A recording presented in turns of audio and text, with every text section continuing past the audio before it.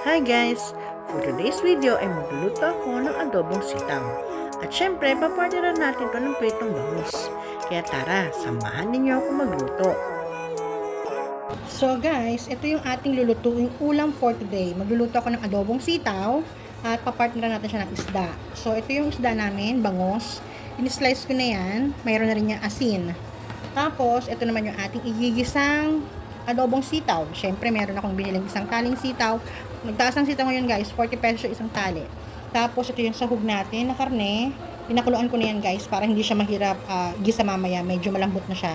Tapos, syempre, ayan yung panggisa, bawang, sibuyas, at paminta. At hindi makukumpleto yung ating adobo kung walang walang toyo at suka.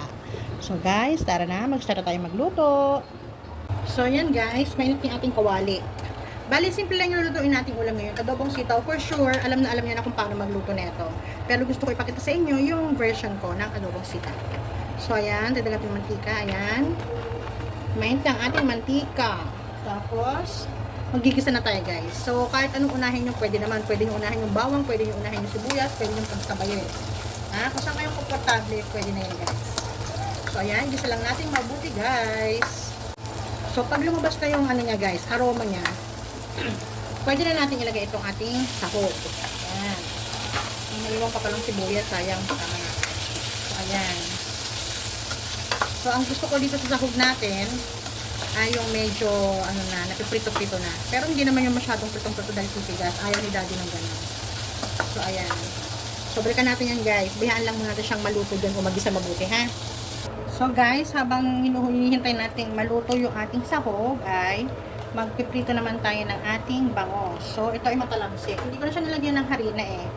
So ayan, prito na natin. Tara, mainit yung mantika.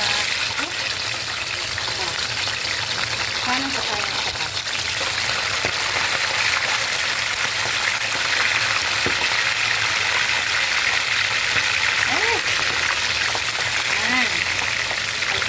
So, yan guys. Nagigisa lang natin yung ating sahog. Ilagay na natin itong ating sitaw. So, yan. So, ako gusto ko yung medyo luto talaga yung sitaw. Pero si daddy, kahit ano naman, half cook, luto, basta sitaw. Medyo favorite niya rin yan eh. Tapos, maglagay na tayo ng paminta. And then, yung ating toyo. Tansya-tansya lang ako guys ha. So, ayan. So, maglagay lang ako ng dalawang ganitong toyo. Mamaya na ako maglalagay ng ng suka. Tapos, lagyan natin siya ng tubig. Yung sakto lang, yung tama lang. Huwag naman yung marami. Ayan. So, haluin natin uli. And then, babalikan natin siya. Mamaya ng konti, lagyan natin siya ng suka, guys. Yung bangus natin doon, hindi pa siya luto. Balikan din natin yan, guys. So, guys, lalagyan ko na siya ng suka. Konti lang kasi baka umasim naman. So, ayan. Huwag muna natin siyang hahaluin. Para wag sabi nila para daw wag mahilaw. Pero ganun talaga. Kasi ganun yung natutunan ko sa tita ko pag nagluluto siya ng adobo. So pag naglagay siya ng suka, sa gitna, hindi na niya yan hahaluin at hindi ko na rin tatakpan. So hintayin natin siya ng mga ilang minuto bago natin siya balikan guys, ha? Ayan guys, pwede na natin haluin yan. Parang naparami yung sabaw ko guys, pero lang yan. Yung palang bangus natin, naluto na yung first batch. Naisalang ko na rin yung second batch guys. So guys, luto na yung ating adobo. So ayan di ba? Sarap. Tingnan natin.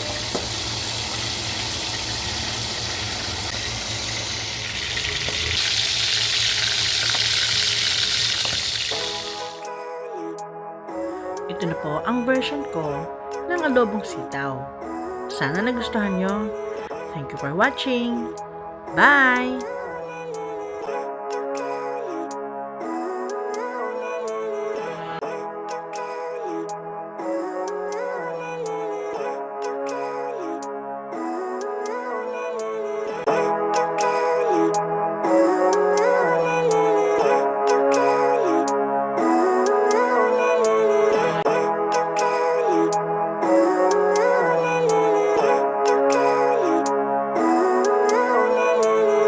Living life, every day, late at night